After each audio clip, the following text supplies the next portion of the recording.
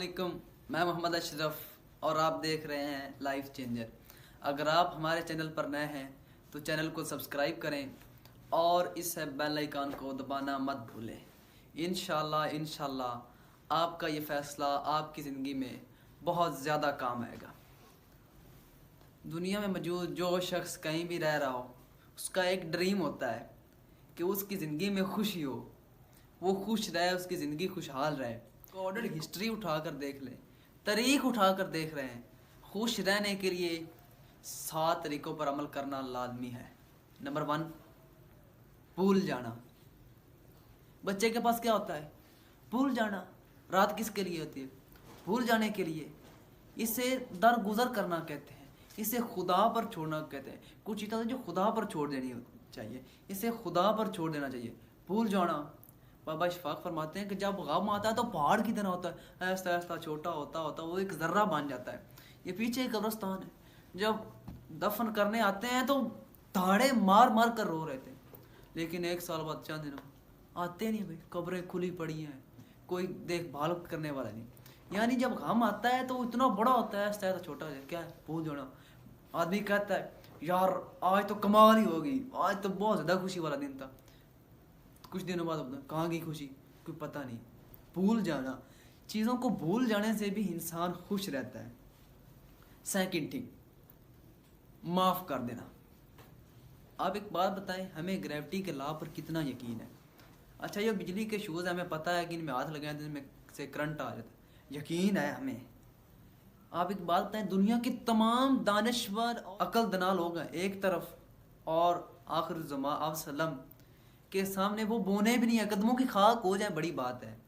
जब आप सल्लम ने फरमा दिया कि तुम लोगों को माफ़ करो, वो तुम्हें माफ़ करेगा। अगर तुम मुझसे माफ़ी चाहते हो तो लोगों को माफ़ करो।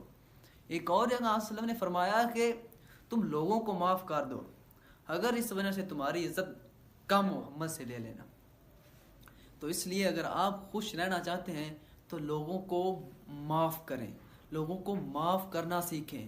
लोगों की छोटी छोटी बातों पर उनको माफ़ करें, छोटी छोटी बातों को लेकर बैठने। थर्ड थिंग, बांटना। जो बांट देता है वो सेहतमंद होता है, जो जमा करके रखता है वो कभी सेहतमंद नहीं होता। वारिस शाह साहब फरमाते हैं गरीब वो है जिसके पास बहुत कुछ है और उससे और की जुस्तजू है, वो चाहता है कि मुझे और मिले, वो गरीब है। बांट दें, तकसीम कर दें। आप सल्लम के पास वाली आप सल्लम ने उसे अशरफियाँ दी, वो जाने लगा, बुलाया, वापस आया तो आप सल्लम ने उसके ऊपर खुशबू लगा कर दी। अब बंदा सोचे कि अशरफियों के ऊपर खुशबू लगाने की क्या ज़रूरत है, यानी आप उसे दें तो इस अंदाज में दें। आप सल्लम ने फरमाया कि और नहीं तो याद तो करेगा कि अशरफियाँ मिली। इसलिए आप किसी को कोई चीज़ दें तो इस अंदाज में दें, इस तरीके से दें कि वो आदमी याद करे कि ये फ़लाँ की चीज़ है। नंबर 5 थिंग, अपनी ज़िंदगी को कबूल करें। आपकी ज़िंदगी में जो हो रहा है, आप जब तक उसे कबूल नहीं करेंगे कि ये क्या हो रहा है, तो वो आपकी लाइफ खुश नहीं होगी। अपनी दिल की एक ज़िंदगी होती है जो आप जी रहे होते हैं, एक होती है आपकी माइंड की ज़िंदगी। माइंड की ज़िंदगी नहीं जीनी, जो आपकी रियल लाइफ है उस लाइफ को जिए, उसको लेकर चलें। अगर आप अपनी मौजूदा ज़िंदगी को एक्सेप्ट करेंगे, कबूल करेंगे, तो तब ही आप खुश रह सकते हैं। इसलिए अगर आप खुश रहना चाहते हैं तो अपनी मौजूदा ज़िंदगी को कबूल करें।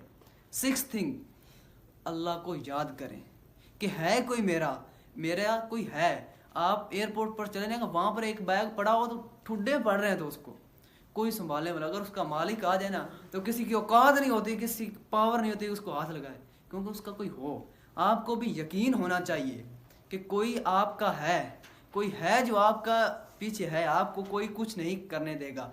वो अल्लाह पर याद, वो कैसे, जैसे अल्लाह पर भरोसा क्या है? अल्लाह पर याद। जब आप अल्लाह पर भरोसा करेंगे, भाई मुझे यकीन ही नहीं है, मैं दुआ मांग रहा हूँ, पता नहीं मिलेगा नहीं मिलेगा, मिलेगा नहीं मिलेगा, कैसे? अल्लाह पर भरोसा।